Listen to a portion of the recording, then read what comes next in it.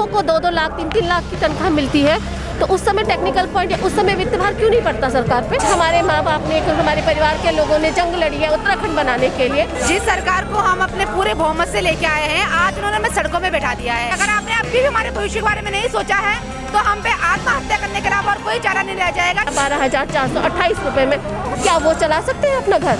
मोदी सरकार हमने ही बिठाया आपको। नमस्कार, स्वागत है आपका जय भारत टीवी में। मैं हूं आपके साथ आकांक्षा थापा और इस वक्त यहाँ पर आप देख सकते होंगे कि मेरे पीछे बहुत ज़्यादा भीड़ मौजूद है, बहुत सारे कर्मचारी हैं, बहुत सारा शोरगुल है। किस लिए है शोरगुल आपको बता देती हूँ कि यहाँ पर उपनल कर्मचारी जो है वो सीएम आवास की तरफ कूच कर रहे हैं। आज आपको बता दूं कि उपनल कर्मचारी बहुत ही लंबे समय से आंदोलन कर रहे थे 2 सूत्री मांगों को लेकर, जो कि थी समान कार्य समान वेतन और नियमितीकरण को लेकर इन लोगों का आंदोलन चल रहा था। और 6 अप्रैल से ये लोग भूख हड़ताल पर भी थे और अभी परसों यानी कि 15 अप्रैल को इन्होंने अपनी भूख हड़ताल तोड़ी थी। साथ ही आपको बता दूं कि काफ़ी सारे जो राजनीतिक दल है वो इन्हें समर्थन दे रहे थे, जैसे कि आम आदमी पार्टी हो गई, उत्क्रांत हो गया, कांग्रेस हो गया। लेकिन भाजपा सरकार ने जो है इनकी तरफ देखा भी नहीं, इन्हें इग्नोर करती रही है। और आज यही कारण है कि ये उपनल कर्मचारी यहाँ पर मौजूद है और सीएम आवास की तरफ कूच कर रहे हैं। साथ ही एक और बहुत ही ज़्यादा अहम बात यह है कि उपनल कर्मचारियों को जो है सरकार द्वारा कल अल्टीमेटम दे दिया गया था। सरकार ने कहा था कि उपनल कर्मचारी अगर आज की डेट में अगर ड्यूटी पर नहीं लौटते तो इनकी जगह किसी और को तैनात कर दिया जाएगा। चलिए दिखाती हूँ आपको कि क्या है हाल, कैसे ये लोग कूच कर रहे हैं। हमारे साथ एक उपनल कर्मचारी यहाँ मौजूद है, आप भी आंदोलन का एक हिस्सा है, तो हमें बताइए कि क्या हो रहा है यहाँ पर, किस लिए आप लोग? हम लोग काफ़ी समय से बैठे हुए हैं, 56 दिन हम लोगों को हो गया। हमने धरना स्थल पर विरोध प्रदर्शन किया बड़े अच्छे तरीके से, मतलब जो एक सैद्धांतिक तरीका होता है, जो नियम, जो विरोध प्रदर्शन का अधिकार है। उसके बाद हमारी सरकार से भी बात हुई, आज सुबह भी बात हुई। हमारा बिल्कुल प्रयास ये था कि रैली न निकालें और हमारी मांग को मान लिया जाए और हम लोग अपना काम कर लें। उसके बाद बार बार सेक्रेटरी साहब, जो हमारे मुख्य सचिव साहब हैं, वो इस प्रकार से इतने अड़ियलपन पे आ गए हैं। उन्होंने साफ ये कर दिया है, जबकि उनको सीएम साहब ने, सैनिक कल्याण मंत्री गणेश जोशी जी ने, हरक सिंह रावत जी ने, सुबोध नियाल जी ने और लोगों ने फ़ोन किया कि भैया इनका आदेश निकाल दो। उन्होंने कहा कि हमारे कोई अपर सचिव हैं, शायद प्रदीप रावत जी हैं, उन्होंने कहा कि वो बुखार है, उनको नहीं कर पाएंगे। 56 दिन से ही चल रहा है। आज अब सब लोग मुख्यमंत्री आवास कूच के लिए आए थे, सब लोग यहीं बैठेंगे। अब तो धरने पे कोई नहीं जाएगा, यहीं धरना लगेगा। और बड़ा दुर्भाग्य है इस प्रकार से। और हम लोग बिल्कुल नियमित कर्मचारी तरह काम करते हैं, सब कुछ करते हैं और हमने ये भी नहीं कहा कि हमारी वेतन बढ़ाइए। हम ये चाह रहे हैं कि जहाँ हम लोग लगे हैं, हमारे साथ एक्चुअल में यही करते ही हैं कि 2-4 महीने रखा, 2-4 साल रखा, उसके बाद फिर हटा दिया, फिर रखा, फिर हटा दिया। हमने ये कहा था कि आप किसी भी कर्मचारी को तो हटाइए मत। और इसमें सबसे अच्छी बात ये हो रखी है कि हमें हाईकोर्ट ने स्वयं डिसीजन दिया है कि इन कर्मचारियों को समान काम समान वेतन दो, इनको सिस्टम से नियमित करो, सीनियरिटी वाइज जो भी इनको नियम बनाना बनाइए। इसमें इन्होंने कहा कि हम कमेटी बनाते हैं, उस कमेटी की रिपोर्ट ये आई कि हम आपके लिए कुछ कर ही नहीं सकते हैं। उसके खिलाफ सचिवालय के जो प्रशासन के लोग हैं वो सुप्रीम कोर्ट में SLP डाल के स्टे कर दिया है। हम लोग भी सुप्रीम कोर्ट में लड़ रहे हैं उस लड़ाई को, इस रोड पे भी कर रहे हैं, कोर्ट में भी कर रहे हैं। लेकिन बड़ा दुर्भाग्य है, आप इस प्रकार से किसी की जान माल की कोई क्षति होती है तो उस प्रशासन जिम्मेदार है। क्योंकि हमने 56 दिन से पूरे यहाँ के प्रशासन को, मंत्रियों को, सीएम साहब को, सबको पता है कि ये लोग क्या मांग रहे हैं, क्या चाहते हैं और कैसे इनका करना भी चाहिए। उनको बहुत अच्छे से पता भी है और बहुत ज़्यादा पैसे का कहीं वजन ही नहीं है। ये हमें ऑलरेडी 19-20 हज़ार देते हैं, वो कट फट के जो कमीशन इनका बीच में बढ़ता है वो हाथ में 12,000 रुपये आती है। हमने कहा जो आप दे रहे हैं 1900 हमें दे दीजिए, किसी को हटाइए मत। वो वही लड़ाई थी, उसमें भी ये लोग करना नहीं चाह रहे हैं। सरकार बार बार हमें ये कह देती है कि टेक्निकल पॉइंट है, टेक्निकल पॉइंट है। हम सरकार से पूछना चाहते हैं कि टेक्निकल पॉइंट सिर्फ उपनल कर्मचारियों के वेतन बढ़ाने में ही आता है। जब विधायकों को 2-2 लाख 3-3 लाख की तनख्वाह मिलती है तो उस समय टेक्निकल पॉइंट, उस समय वित्त भार क्यों नहीं पड़ता सरकार पे? उस समय तो सरकार पे टेक्निकल पॉइंट पड़ता है। हम इतना ज़्यादा, हमारी कोई मांगे नहीं है। हम ये नहीं कह रहे कि हमें आप 2 लाख दीजिए, 3 लाख दीजिए या इतने लाख दीजिए। सिर्फ हम हमारे एक छोटे सा है कि हमारा थोड़ा वेतन, हमारा समान वेतन समान कार्य, जो हम अपना कार्य अपने देते हैं अपने विभाग को और हम आगे भी देना चाहते हैं। तो सिर्फ हम अपने समान वेतन के लिए समान कार्य और अपना सम्मान, अपना भविष्य बचाने की लड़ाई लड़ रहे हैं सरकार से। हमारी सरकार से कोई खास मांगे नहीं है जो पूरी न की जा सके। सरकार चाहे, हाई कोर्ट ने हमको करा हुआ है सरकार चाहे तो चरणबद्ध तरीके से और समान वेतन समान कार्य कर सकते हैं। टेक्निकल पॉइंट, हर बात में टेक्निकल पॉइंट अगर होता तो उस टेक्निकल पॉइंट का भी कुछ ना कुछ सॉल्यूशन तो होता ही होगा। तो ये सरकार को चाहिए कि वो अपना टेक्निकल पॉइंट का मुद्दा हटा के कुछ सोचे। ये जो उत्तराखंड की सरकार है जिसने उत्तराखंड बनाया है, हम बेरोजगार जो बैठे हैं, कुछ हमारे माँ बाप ने, कुछ हमारे परिवार के लोगों ने जंग लड़ी है उत्तराखंड बनाने के लिए, तो उसका हमें तो कोई फ़ायदा नहीं मिल रहा है ना। तो सिर्फ सरकार से ये निवेदन है कि वो हमें समझे, हमारी मांगों को, जायज़ मांगों को पूरा करे और उसके ज़्यादा हम कुछ नहीं। हम भी अपने अपने विभागों में चले जाएंगे जब भी, जैसे ही हमको जियो मिल जाता है। हम भी चाहते हैं कि हम, सरकार को हमने इतने साल दिए हैं तो हम चाहते हैं कि हम भी अपने आगे का कार्यकाल जो है अच्छी तरह से बिताएं, हमारे भी बच्चों को एक सुरक्षित भविष्य मिले। आप खुद जानते हैं महंगाई इतनी ज़्यादा है, बच्चों की फीसें इतनी ज़्यादा हैं। आप 12,000 में क्या कर सकते हैं? क्या मुख्यमंत्री या जितने भी मंत्री बने हैं, जो जिन्हें हमने खुद हमारे ही वोटों से बने हैं, तो क्या वो चला सकते हैं अपना घर? मैं सिर्फ ये पूछना चाहती हूँ कि एक बार उनसे पूछिए, क्या वो चला सकते हैं? अगर वो अपना घर चला सकते हैं 12,000 में या 12,428 रुपये में तो ठीक है, बट अपने टेक्निकल पॉइंट का मुद्दा बना के हमारा शोषण करना बंद करे सरकार। बस सरकार के कहने से क्या होता है? हमारा इरादा तो मजबूत ही है ना, कि जिस काम के लिए आए पहले वो तो हो जाए, है ना।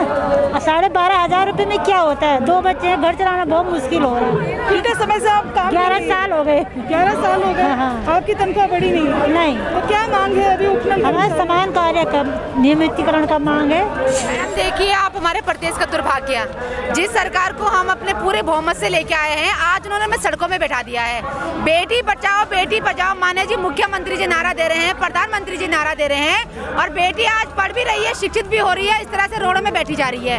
आप बताइए कितना बड़ा दुर्भाग्य हो गया हमारी प्रदेश सरकार का। हमने पूरी बहुमत से जिताने के बावजूद भी आज सरकार ने हमें रोडों पे बैठा दिया है। तो मैं माननीय तीरथ रावत जी को कहना चाहती हूँ आपके इसके माध्यम से कि माननीय मुख्यमंत्री जी, आप देख लीजिए, अगर आपने अभी भी हमारे भविष्य के बारे में नहीं सोचा है तो हम पे आत्महत्या करने के अलावा और कोई चारा नहीं रह जाएगा। क्योंकि मैं सिंगल हैंड अपना घर चलाती हूँ और 10,000 की 12,000 की नौकरी में मेरा घर नहीं चल रहा है। मेरे बच्चे एजुकेशन वाले हो गए हैं, कॉलेज जाने वाले हो गए हैं, मुझे घर का किराया भी देना पड़ता है और समय समय पर मेरे मायके वाले जितनी मदद करते हैं वो कर रहे हैं, लेकिन इतनी गरीबी भी नहीं चलेगा। जो हम कोर्ट से जीते हुए आदेश है समाने का समान वेतन, वो हम पे लागू कर दीजिए। हम 55-56 दिन से यहाँ बैठे हुए हैं। हमारी एक छोटी सी मांग है कि जो हाई कोर्ट का फैसला है उसके SLP सुप्रीम कोर्ट में डाली है सरकार ने, वो वापस लिया जाए और 14-14, 15-15 सालों से जो लोग काम कर रहे हैं उन लोगों को इसका लाभ दिया जाए। अब सरकार एक तरफ तो स्टे लेके बैठ गई है, दूसरी तरफ हमारे पद निकाल रही है, हमारे लोगों को बाहर कर रही है, हमारे लोगों को बाहर कर रही है, उनके पद निकाल रही है। तो ये बड़ी समस्या है कि जब मामला सुप्रीम कोर्ट में विचाराधीन है, जब मामला सुप्रीम कोर्ट में विचाराधीन है तो हम लोगों को हटाया क्यों जा रहा है, ये समझ में नहीं आ रहा। टेक्निकल पॉइंट जो बार बार बात आ रही है कि मामला सब सुप्रीम कोर्ट में है तो हम लोगों को निकाला क्यों नहीं जा रहा है, हमें निकाला क्यों जा रहा है। उसके बाद हम कहते हैं कि सुप्रीम कोर्ट में जब भी आपका मामला चल रहा हो, हमारा वेतन जो हमें मिलता है उसको हमारे हाथ में दे दिया जाए। अगर वो वेतन हमारे हाथ में मिलता है तो हमें न्यूनतम वेतन भी मिल जाएगा। लेकिन कुछ लोग का, मैं ऐसा कहूँगा, जो कुछ नहीं करना चाहते हमारे लिए, उन्होंने सोचा हुआ है कि इनका कुछ नहीं करना है। हम उनसे केवल सरकार से अपील करते हैं, आपके राज्य के बच्चे हैं, आप ही के राज्य के लिए मेहनत की है, 14-14, 15-15 साल अपनी ज़िंदगी के दे दिए हैं। आप केवल इतना चाहते हैं कि आप हमारे लिए कुछ करें, हमारे को हमारा हक दें, और यही अपील हम सरकार से करना चाहते हैं। मोदी सरकार, हमने ही बिठाया आपको, हम ही हैं वो लोग, एक एक वोट करके जो है हम ही बिठाने वाले हैं आपको। और आप जो है हमको सड़कों पे बिठा रहे हैं तो हम ही बैठे हैं। और जो आप लोग जो हमारे साथ कर रहे हैं बिल्कुल गलत है और बहुत ही ज़्यादा गलत है। और ऐसा गलत होगा, बीजेपी सरकार कभी भी जो है 2022 में जो है उत्तराखंड में नहीं आने वाली है। देखिए, मैं बहुत सिंपली कहना चाहूँगी कि हम लोगों ने जब उत्तराखंड की डिमांड की, हमारी माताओं बहनों ने, और जिस परिकल्पना को लेकर उत्तराखंड बनाया गया वो बिल्कुल भी साकार नहीं है। ये जितने लोग बैठे हुए सब उत्तराखंड के लोग हैं और इनमें से ज़्यादातर वो लोग हैं जिनके बाप दादा सीमाओं पर हमारे देश की रक्षा कर रहे हैं, उपनल जो इनका संगठन है। तो मेरे को समझ में बिल्कुल बाहर है कि जब सरकार अपनी विधायकों की सैलरीज बढ़ाने में पीछे नहीं हटती है। कोरोना टाइम में स्वास्थ्य विभाग ने कितनी सारी गाड़ियाँ खरीदी, आप लोगों को पता है, और तमाम तरह के घोटाले यहाँ पर होते हैं जिसमें, और तमाम तरह के इस तरह के यूजलेस प्रोग्राम होते हैं जिसमें पानी की तरह पैसा बहाया जाता है। तो ये उपनल कर्मचारी जिनको 22,000 रुपये उनकी तनख्वाह दिखाई जाती है और हाथ में 10,000 रुपये पकड़ाया जाता है, उस पर भी GST और उपनल इनका जो टैक्स है वो काटने के बाद 8,500 इनके हाथ में मिलते हैं। तो आप बताइए कि क्या ये मानवाधिकारों का हनन है या नहीं है? ये वाकई में इनका शोषण है। इसलिए आज हम लोग इनके साथ हैं, क्योंकि हमें साफ नजर आता है कि इनकी मांगे बिल्कुल जायज़ हैं और बिल्कुल ये जो वर्ग है ये शोषित वर्ग है। सरकार को इनकी बातें सुननी चाहिए। उपक्रम कर्मचारियों का कोई पेचीदा मामला नहीं है, सीधा साधा मामला है। जो इनकी मांगे हैं उन मांगों के संबंध में 2018 नवंबर में माननीय उच्च न्यायालय नैनीताल बाकायदा आदेश पारित कर चुका है और उस आदेश में समान काम के लिए समान वेतन, चरणबद्ध तरीके से इनका समायोजन और जीएसटी और सर्विस टैक्स न काटा जाए, ये आदेश है। उसको इम्प्लीमेंट करने की जगह राज्य की सरकार चली गई, त्रिवेंद्र सरकार एसएलपी में, सुप्रीम कोर्ट एसएलपी विड्रॉ करें और मैक्सिमम जो सरकार इनको राहत दे सकती है वो तो ये एक सूत्री मांग है।